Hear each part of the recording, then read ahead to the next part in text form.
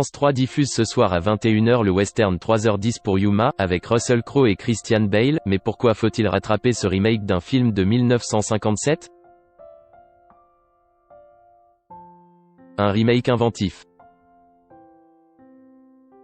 En passant après un film formidable de Delmer Dave de 1957, les attentes étaient hautes autour de ce remake réalisé par James Mangold.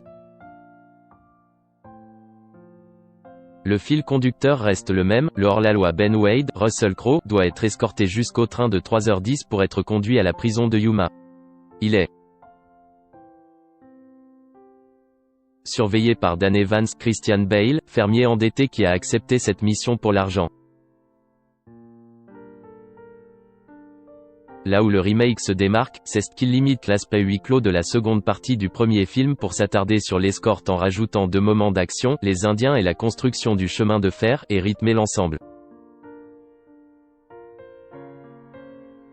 Enfin, il ajoute à l'histoire le fils de Dan, Logan Lerman, vu dans Percy Jackson et dans Hunters, qui apporte une nouvelle dynamique bienvenue. 2 personnalités opposées et complexes. Le film raconte la rencontre entre 2 hommes. Le premier est un tueur capable de descendre ses propres hommes et le second un fermier blessé à la guerre et tous les opposent en apparence. Sauf que le hors-la-loi est finalement un méchant nuancé, qui va évoluer au cours du film et que le gentil est plus complexe qu'il n'y paraît. Ben Wade va passer le trajet à essayer de corrompre ou à faire renoncer Dan Evans. De son côté, Evans, comme dans le film original, va voir dans cette mission une façon de changer de vie.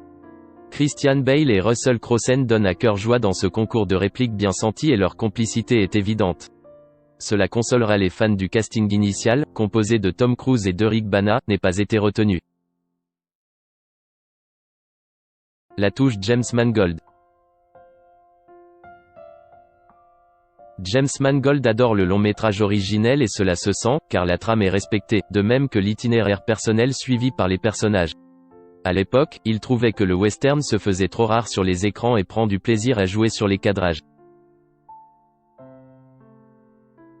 Loin de chercher à copier les célèbres cinéastes du genre, Mangold adopte une mise en scène redoutablement efficace dans sa représentation de l'action, et qui sait se faire plus douce lors de moments plus intimes entre personnages.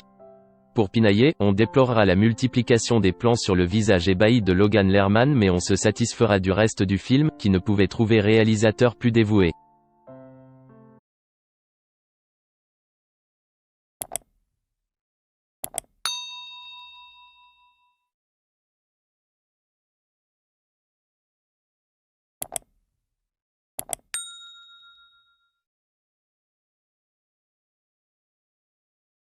Xin chào mừng quý vị và các bạn đến với kênh tin tức VTV Online của chúng tôi.